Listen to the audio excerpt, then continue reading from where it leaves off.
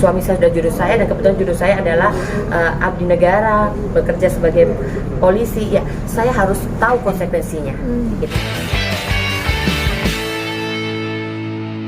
Sehat, alhamdulillah. Apa kabar semuanya? Alhamdulillah. Sibuk apa, Mbak? Sibuknya ya sibuk sebagai ibu rumah tangga, sibuk sebagai ibu Bayangkari juga ya, gitu, menjalankan tugas-tugas di organisasi Bayangkari, terus juga ya sibuk syuting kerja itu. Mbak Ut sudah kembali beraktivitas lagi Iya. pasca kelahiran kemarin. Iya, sudah kelahiran kemarin gitu kan, karena kan memang kemarin saya rangkaian kegiatan saya banyak ya dalam rangka Hari Kesatuan Gerak Bayangkari yang ke-70. Jadi saya banyak kegiatan. Saya bersama seluruh anggota yang ada di Bayangkari Cabang Goa. Jadi melaksanakannya seperti bakti sosial, seperti itu ya, ajang sana gitu. Dan setelah selesai baru saya kembali ke Jakarta. Saya menjalankan kontrak kerja. Dan insya Allah sebentar lagi juga akan mengeluarkan single terbaru, mohon doanya. Habis lahiran badan udah kembali. gimana, Mbak? Iya, jadi ini lucu aja cerita kelahiran saya itu. Kalau yang anak pertama kan normal dengan berat 3,5, panjang 51. Kalau yang sekarang ini dedeknya mau diajak normal, persalinan normal.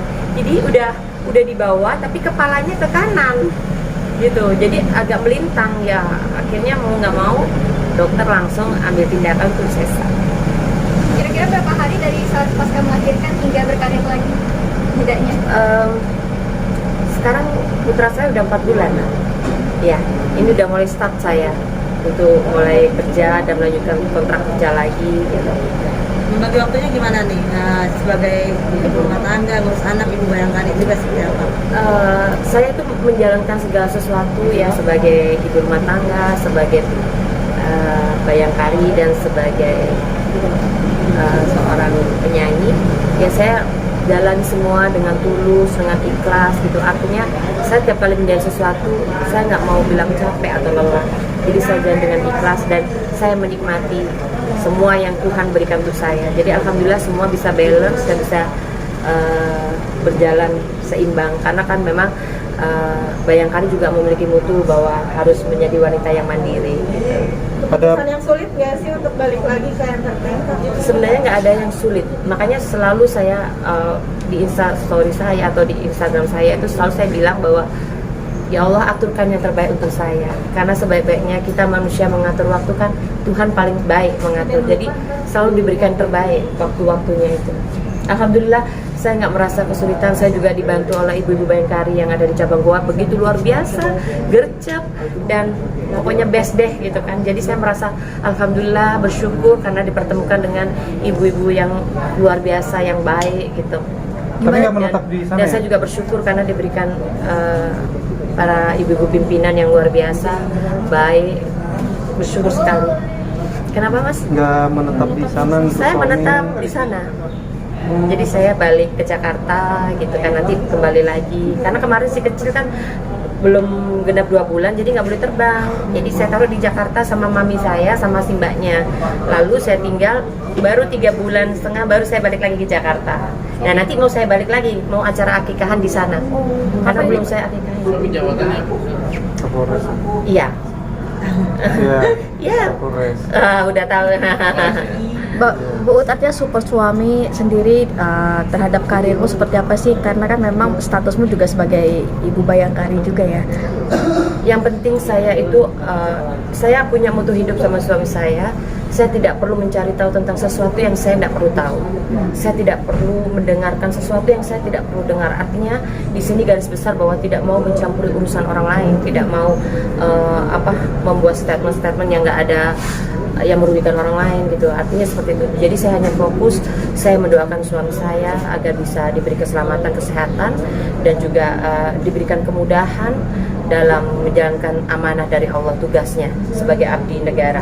Dan sebaliknya saya juga begitu, saya sebagai istri yang mengabdi sama suami, jadi memberikan yang terbaik dengan kekurangan saya, karena saya banyak kurangnya dibandingkan lebihnya gitu kan, karena tidak sempurnaan milik saya gitu, seperti itu. Jadi saya selalu berkata bahwa saya kan memang orangnya tidak bisa dibikin kamuflase gitu, artinya ya saya ya begini ini gitu loh, mau jadi apa nanti diangkat derajatnya sama Gusti Allah, mau jadi seperti apa ya saya seperti ini gitu loh. Nggak bisa saya misalnya dikasih sedikit tinggi derajatnya langsung berulah bergaya, atau nggak bisa, karena memang saya mau jadi diri saya sendiri dan saya orang yang sangat simple dan simple.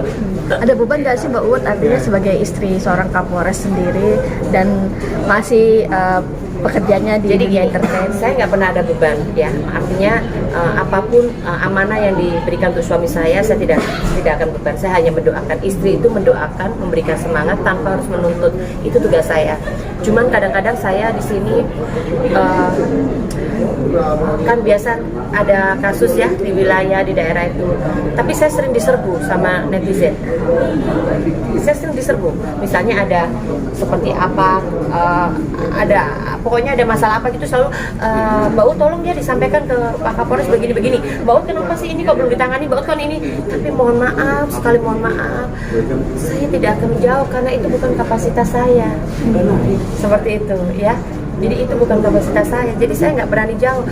DM saya penuh banget kalau lagi ada masalah apa gitu ya. Maksudnya masalah itu artinya misalnya ada perampokan, ada misalnya ada yang ditusuk atau ada pemukulan gitu. Pasti DM, ini gimana Mbak Ut, ini bagaimana ini. Nah kan saya nggak jawab gitu kan, karena memang bukan kapasitas saya untuk menjawab gitu. Itu kan untuk kedinasan gitu loh. Tapi risih nggak itu kalau kayak Saya nggak risih. Jadi kalau kita sudah gini Mas, kalau kita sudah dijodohkan, memang suami saya sudah jodoh saya dan kebetulan jodoh saya adalah abdi negara, bekerja sebagai polisi, ya saya harus tahu konsekuensinya, gitu kan. Nah makanya kita kan juga ada lambang kita di Bayangkari itu ada Cupu Mani Astagina. Di situ yang saya harus pedomani seperti itu. Makanya saya harus bisa menempatkan diri dimanapun saya berada seperti itu. Tapi DM itu dilaporkan ke suami nggak? Dikasih tahu ke suami nggak? Enggak, saya nggak ngasih ke suami karena bagi saya itu saya baca, saya nggak tanya ke suami karena kan pasti suami sudah tahu duluan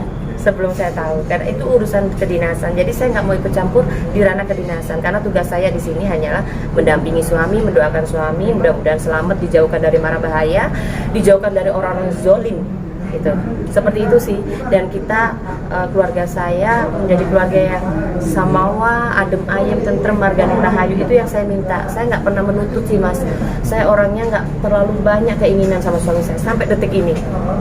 Boleh kalau ditanya misalnya ketemu suami saya pernah meminta sesuatu apa, saya nggak pernah, karena saya nggak pernah minta keinginan. Minta saya hanya satu, gitu. Jadilah suamiku sampai akhir hayatku, mencintaiku dengan kesetiaan. Cuman itu saja. Saya cuma minta itu. Penampilan gimana? Kan udah ada pesan-pesan dari atas nih, gimana penampilan tidak? Nggak ada pesan-pesan. Merek atau apa? Maksudnya nggak ada pesan-pesan juga. Artinya gini, kita tuh tidak ada pesan-pesan apapun gitu, nggak ada. Artinya Pesan kalau dari Kapolri ini kan istri-istri Bayangkari ini tidak boleh Terlalu ini, tidak kemewahan. boleh kayak ini. ya itu kan gaya hidup yang oh mewah. iya kan memang kan kita kalau saya sih ya memang saya apa adanya begini gitu, jadi nggak bisa untuk dibikin mewah-mewah juga nggak bisa gitu. Memang saya bilang saya sederhana gitu, artinya simple. Walaupun saya kadang-kadang make up saya ketinggalan, saya nggak bisa make up, lipstick itu saya bikin blush on.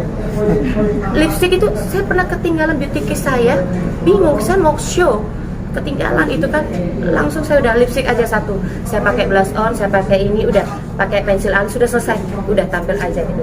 Jadi kita harus bisa meminimalis gitu loh, jangan kita sudah apa namanya ya, misalnya kita menghasilkan uang sendiri terus kita foya-foya, kita tunjukkan ini loh saya, nggak penting juga gitu loh.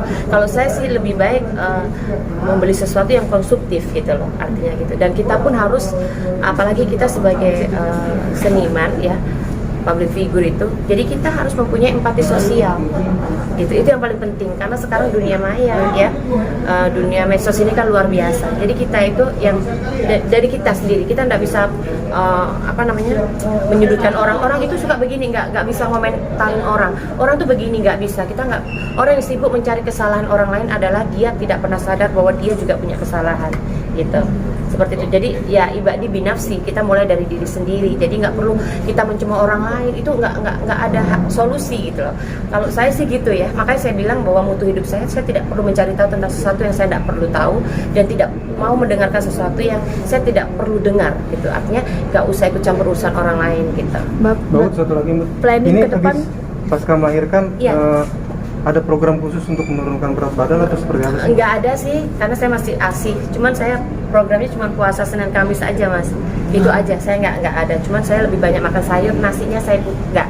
Kadang-kadang satu hari nggak makan nasi, cuma sayur sama ikan gitu. Kalau disibuk-sibuknya ngurus anak di rumah siapa Mbak? Ada mbaknya, cuman saya ngurus anak sendiri dari anak pertama sama kedua. Saya nggak pakai nanny, nggak pakai. Berarti planning ke depan di karir sendiri Mbak Ut? Ini saya lagi mau berkarir lagi, mau bikin album single terbaru lagi, dan insya Allah saya lagi juga tahun depan mungkin nanti ya kalau dikasih pinginnya punya anak perempuan. Lagi target lagi. Jadi ya pas 3 kan suami pinginnya 3 gitu kan. Kalau saya kan 2 aja cukup lah ya gitu. Cuman kan anak pertama cowok, anak kedua cowok. Ini yang bontot nanti mudah-mudahan dapatnya cewek ya, doain ya. Apa rencananya Baut mau Insya Allah ya nantilah ya tahun depan lah ya gitu. Ini Program juga. iya program, karena harus diprogram. Kalau enggak nanti cowok lagi ya. Buat ngomong-ngomong dangdut lagi rame nih.